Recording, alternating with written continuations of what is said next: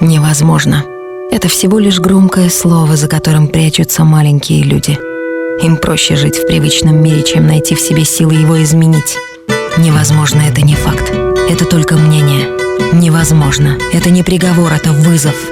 Невозможно — это шанс проверить себя. Невозможно — это не навсегда. Невозможное возможно.